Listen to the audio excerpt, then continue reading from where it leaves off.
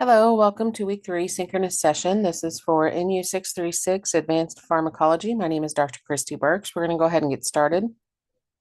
Today's agenda, we're going to look at announcements, the unit objectives, go over the readings, videos, and presentations, talk about the assignments, and shadow health. All right, the first announcement is the welcome to week 3 announcement. This is just a reminder reviewing the objectives, the assigned readings, presentations, videos, and then a quick look at our week 3 assignments. My email is included there, so if you have questions, please just reach out to me. All right, on the next one is the synchronous session schedule and links.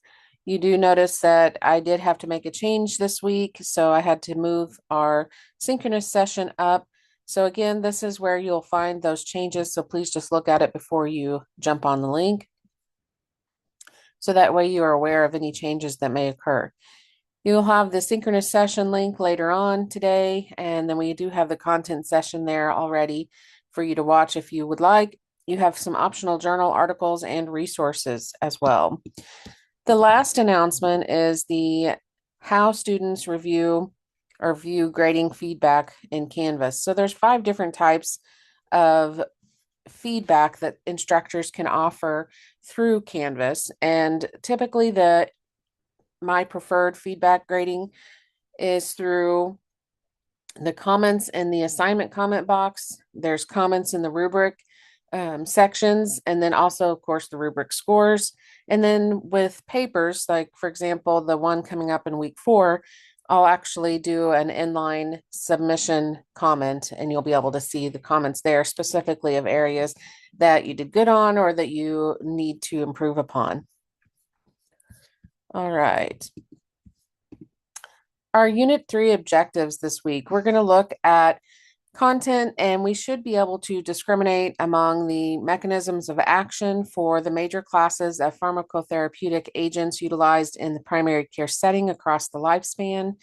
We should be able to critique evidence in support of proposed pharmacotherapeutic protocols for appropriateness of application in the primary care setting across the lifespan, as well as proposed pharmacotherapeutic protocols for selected clients, evaluating safety factors while utilizing knowledge of how current health status, age, gender, culture, and genetic factors, ethical concerns, patient values, and even perspective authority impacted decision making. And lastly, when proposing these pharmacotherapeutic protocols for selected clients, the teaching learning needs of each client are addressed to maximize efficacy of the planned protocols. All right, for our readings, we are doing chapters 44, 45, which looks at diabetes, mellitus, and thyroid and parathyroid disorders, along with chapters 54 and 55 on contraception and menopause. You do have 2 additional resources, American Diabetes Association Professional Practice Committee. They want you to look at this supplement, as well as the SRH research, a practice tool for combined hormonal contraceptives. And then finally, you have 3 videos. One's drugs for diabetes made easy, menstrual cycle and hormonal contraceptives, and then the physiology and HRT drugs. All right, on our assignments, again, this is I don't want to say an easier week, but there are less assignments due than some of our ones coming up. So you might want to look ahead a little bit for this week, just so that way you can stay caught up and at least aware of the due dates coming up, okay? And the assignments coming up for week 4 and even week 7, which we'll talk about in just a little bit. So for the discussion this week, it is on the contraceptive management. Your instructions for the initial post remain the same. You have the 250 to 300 words. It's due by Wednesday night, 23:59 Central Standard Time. Then you do have 2 peer posts. All of these posts should be substantive. They should include your citations and full references.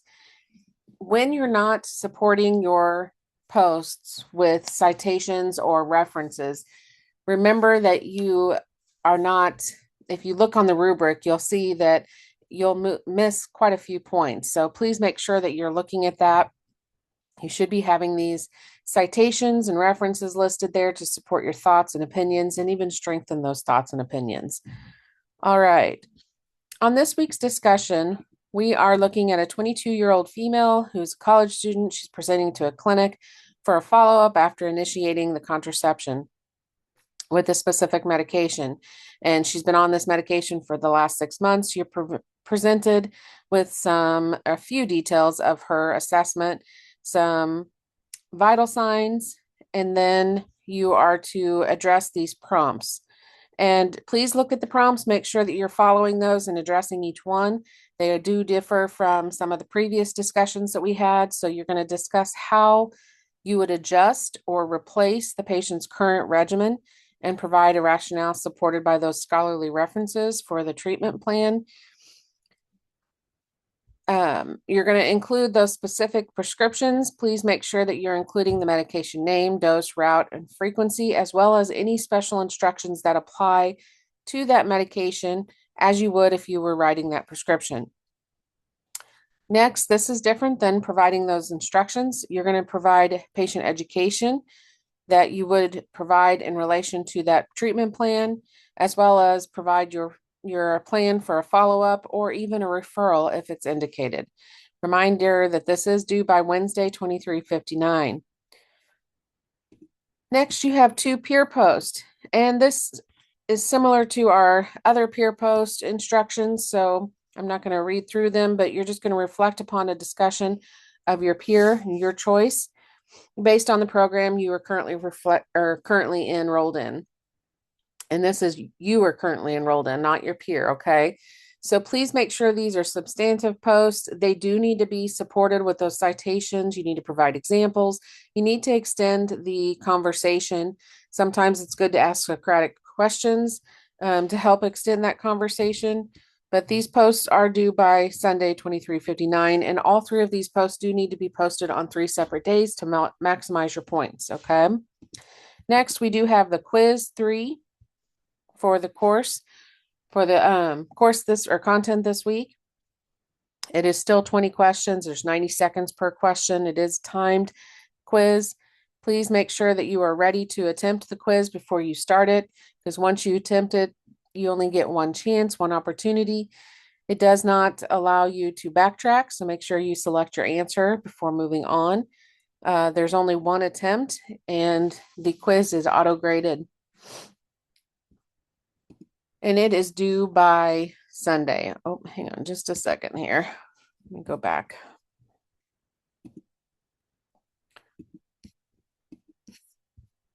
There we go. All right. Jump through here. You do have a shadow health assignment this week, and it is also the concept lab along with the focused exam, which is the hypertension and type 2 diabetes. Both of these are due by Sunday, so 2359 Central Standard Time. So let's take a quick look. Make sure that you are entering shadow health through the course, okay? You should be doing this each time you need to enter or do an assignment for shadow health. You must be entering it through the course, through the Read Me First, then click on the shadow health link, and it will lead you to this load shadow health in a new window. You have that concepts lab, which should be pretty, I don't want to say easy, but you should have this assignment done quickly or quicker than usually the focused. This is a mandatory assignment, so please make sure you are scoring appropriately and following those instructions. The next one is the focused exam on hypertension and type 2 diabetes. And it does estimate the time to be about 60 to 85 minutes to complete that focused exam. Remember, you can repeat those questions or repeat those exams or reopen it after you review your feedback from that first attempt. Then you are responsible for uploading the lab pass that has the highest student performance index score. So that SPI score is what you are, that percentage is what you are multiplying times 40 in order to get your points out of 40 points on this assignment. If you score below 75%, unfortunately, you receive 0 points on this. This has to be submitted by the lab pass with the highest score has to be submitted by that Sunday, 2359 in order to get points, okay? If you have the assignment completed, but you didn't upload the lab pass, you're not following the instructions. So that's unfortunately because you will receive a 0 on the assignment. So please make sure you're doing this correctly. All right. I'm going to jump back. All right. I want to talk quickly about week 4. So the week 4 assignment in comparison, we're going to do look at comparison of anti-obesity agents. It is in the paper format. It's a pretty simple paper. So, and you can utilize this again to help study. So please make sure that you're looking at the assignments. I do have an example template here for week 4 assignment, and this is to help you maximize those points. Okay. If you look at the rubric, you have a section for each medication, but I do want to point out first, you do have to have 2 references for each medication. If you do not include 2 references, you're automatically, say you only include 1. Let me find it. You automatically drop down and miss points pretty quickly here. If you're only supporting with 1 reference, you're down to 8 points. If you do no references, you're down quickly to 1, looks like down to 6 points pretty quickly, and so on. So making sure that you're covering all the elements of this assignment.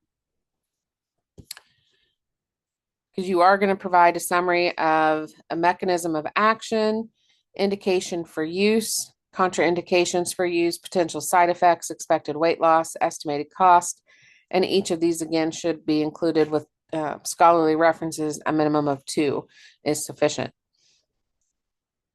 So for that template, you're going to have a title page.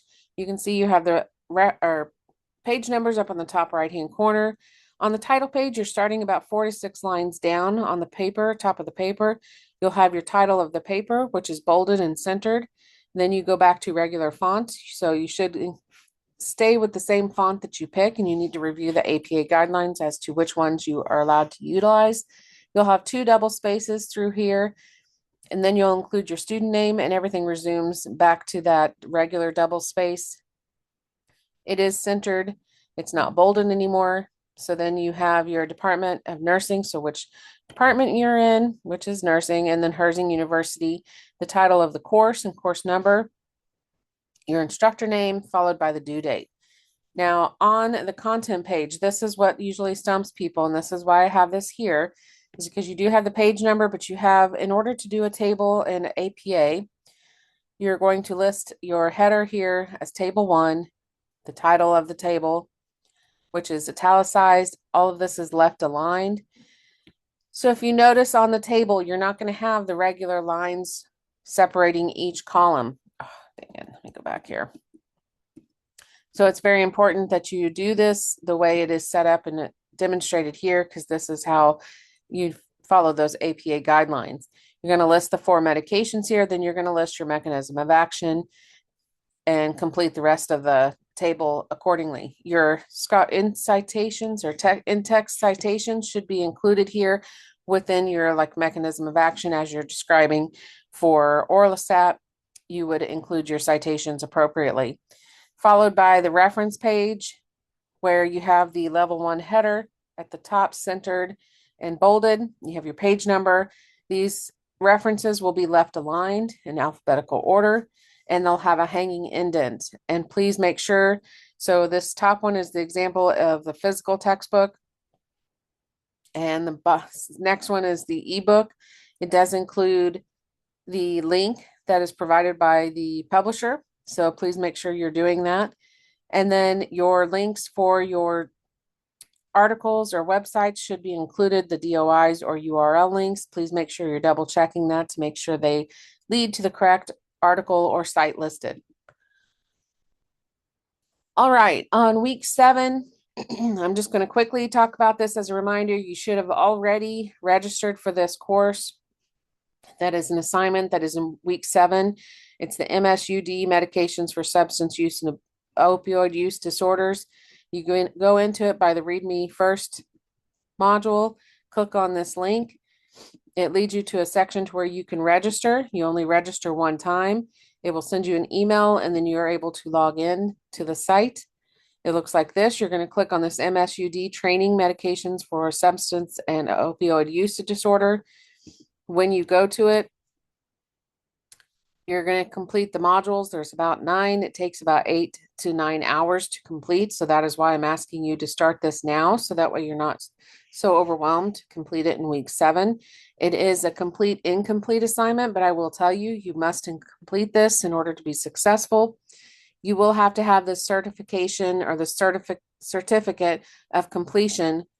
If you are a nurse practitioner, you'll have to have it for licensure. If you're not in that program, you're in another program, you'll have to have it for the CEUs within your program. Thank you very much. I hope you all have a wonderful week. Please email me if you have questions. Thank you.